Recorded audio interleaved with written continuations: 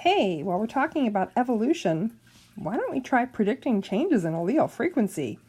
Doesn't that sound exciting?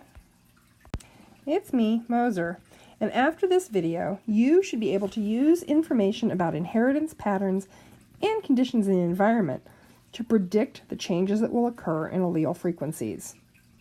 You should already know what alleles are. It'd be really helpful if you knew what allele frequency was, and some basic knowledge of very simple genetics would be helpful too.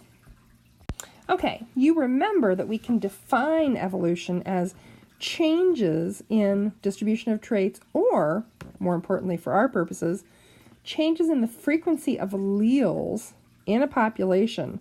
Yes? Yes. So let's go back and review some very basic genetics to put the whole change in allele frequency thing in some kind of context. You should remember that for traits controlled by a single gene, we call these monogenic traits, with a simple dominant recessive pattern, we show the dominant allele with a capital letter and the recessive allele with the same lowercase letter. All organisms that are the result of sexual reproduction have two copies of each allele, one from each parent.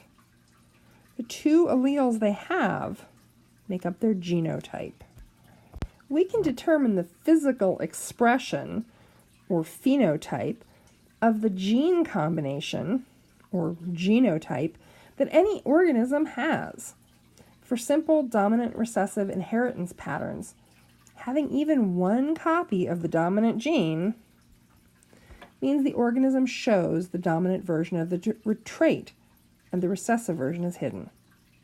The only way to show the recessive version of the trait is to have two copies of the recessive allele. Does this ring a bell? To show an example, in guinea pigs, smooth fur, capital F, is dominant to wavy fur, lowercase f. So a guinea pig with an capital F genotype would have smooth fur, as would a guinea pig with a big F little f genotype. The only way for a guinea pig to show a wavy coat, have a wavy phenotype, would be to have a little f genotype. Is there any survival advantage to a smooth or wavy coat? Probably not, but let's imagine a vicious predator hunts wild guinea pigs in the mountains of South America. There really are wild guinea pigs in the mountains of South America. Seriously, look it up. Smooth-coated guinea pigs just slip right out of its clutches. Too slick. Oh, but those wavy-coated guinea pigs. That wavy coat provides just enough texture to let the predator grab and hold the helpless piggies. Crunch. Which genotype will be captured and killed more often? Since only the wavy guinea pigs are being killed, and to have a wavy coat, a piggy must have a little f genotype. Little f genotype guinea pigs are the ones dying in the clutches of our vicious predator. What does this mean for allele frequency? If we assume that our population started out with an even mix of genes or genotypes, which would give us more straight-furred, dominant phenotype that we usually expect to see more of, guinea pigs, we would have an allele frequency of 50% for the recessive allele. If only, or at least mostly, little f guinea pigs are being killed, well, we expect to see a decline in the frequency of the little f allele, the recessive allele. Will the recessive little f allele disappear from the population? No! Why not? Because there are plenty of dominant phenotype, straight fur, piggies carrying a copy of the recessive allele. These individuals have one copy of the dominant and one copy of the recessive allele. We call them heterozygous. More about that later. This means that the little f, or recessive allele, stays in the population. even if its frequency declines. Would the change in allele frequency be different if it was the dominant phenotype being killed more often? Let's think that through. Imagine that we now have a predator who, instead of eating little wavy-furred guinea pigs, prefers to prey on the straight-furred ones. Crunch. Remember that straight-furred guinea pigs can have a genotype of either big F or big F little f. Since straight fur is dominant, it only takes one big F allele to show the straight-furred phenotype. Assuming we start with the same even mix of straight and wavy-furred, we should see the same ratio of 50% carrying a little f allele.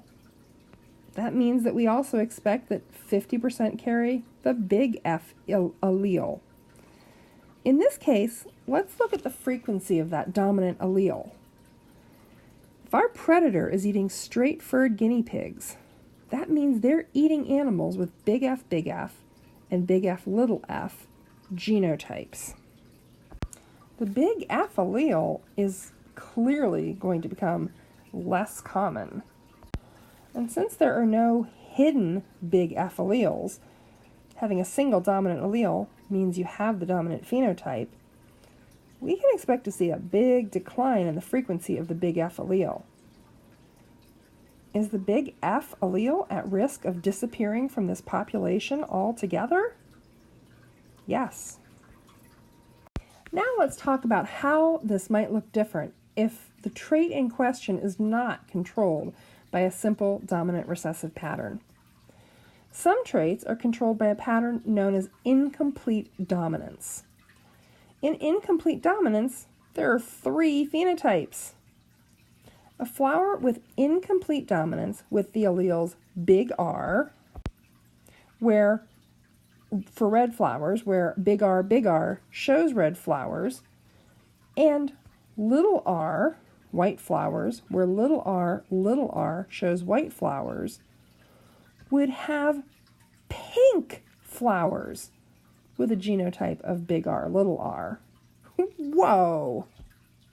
We'll use as an example a species of moth whose wing color is controlled by a gene with incomplete dominance, where big B produces a moth with dark brown wings, and little b produces a pale tan, almost white moth, but big B produces a plain old, middle-of-the-road, medium brown moth.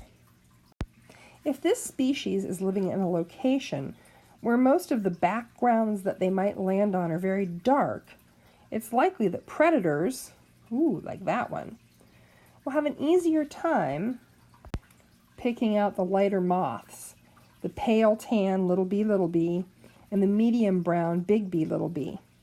Well, what will this do to allele frequency? Crunch, crunch. Let's again assume that we started off with an even mixture of genotypes, big B, big B, little b, and little b, which gives us a roughly 50% allele frequency for either allele. The moths being eaten most often are genotype big B and little b. The survivors are big B. What change can we expect in the frequency of the little b allele? It will decrease in terms of the percentage of the population which carries the little b. Individuals with little b are being eaten. Individuals carrying even a single little b, our heterozygous big B are being eaten. This recessive allele is going to see big declines. Could it disappear from this population? Yeah, it could. So what change can we expect in the frequency of the big B allele? It will increase in terms of the percentage of the population which carries the big B, even though big B, little b individuals are being eaten? Yes. Think back to what's happening to the little b allele. As its share of the population decreases, an increasing percentage of the population is carrying the big B. Okay, let's walk through a sample scenario. So in our sample scenario, and you'll want to write stuff down, we have a plant species. It's got a height trait that's controlled by a simple dominant and recessive inheritance pattern. Tall plants are dominant to short plants, and that's usually shown with a capital T and a little t. A predator has been introduced to the area, and by predator on plants, I mean an herbivore, that prefers tall plants. So it's eating all the tall plants. What changes can we expect to see in gene frequency of the recessive allele in this situation? When we start working on any problem involving these changing allele frequencies, there's a set of steps that'll let us solve anything.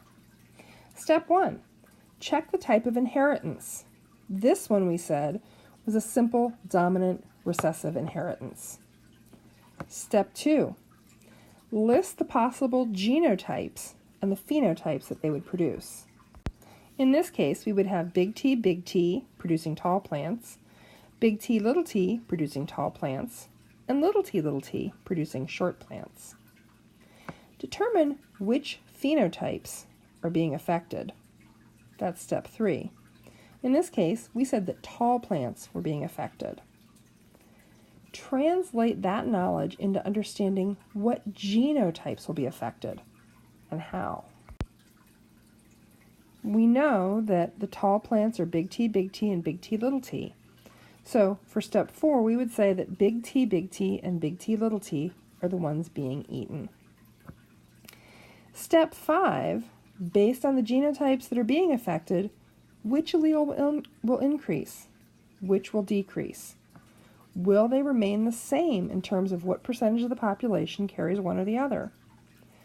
In this case, the big T allele will decrease, so the little t allele will have to increase.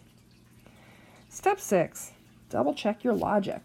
Remember that overall, 100% of the population has to carry one or the other allele. So when we see a decrease in one allele, we'll see an increase in the other. All right, do you feel fairly confident that you can take knowledge about inheritance patterns and what's going on in the environment around a population to predict how allele frequencies will change? Well, I hope you do. Take care.